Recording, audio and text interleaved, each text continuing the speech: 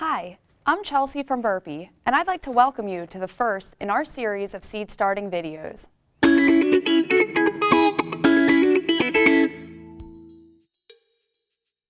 Starting seeds indoors, it's a welcome winter ritual for millions of dedicated home gardeners.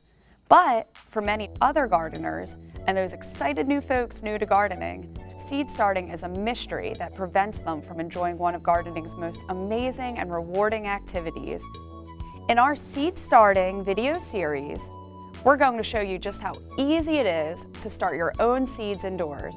And best of all, we'll explain everything in easy to understand terms so that you can grow your own seedlings just like the pros. The question that I hear the most about seed starting is, why do I have to start my seeds indoors? Can't I just plant all of my seeds in the garden in the spring? The reason that we start certain seeds indoors is to get a head start for the plants prior to setting out in the garden in the spring.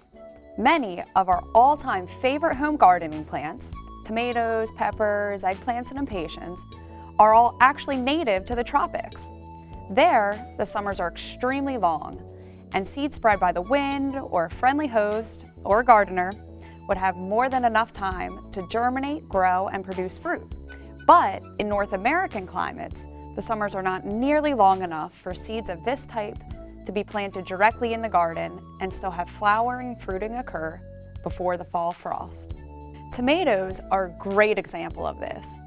If we plant tomato seeds directly in the garden in the spring, we'll likely grow tomato plants, but they won't mature enough before the fall frost to produce many, if any, ripe tomatoes. But if we start those same tomato seeds indoors 6 to 8 weeks before spring planting time, we'll have a jump start on the season and enjoy red, ripe tomatoes at the height of the summer. So you see, we start seeds indoors to raise plants to a stage for them to grow and bloom quickly once we plant them in the spring garden. Many flowers also benefit by starting seeds indoors. My two favorites are petunias and impatiens. Sure, we could plant these seeds directly in the spring garden, but we'd be waiting a very long time for the plants to mature and for actual flowers to appear. By starting the seeds indoors, we can grow these plants to the stage that once planted in the spring garden, the flowers will begin appearing in weeks, not months.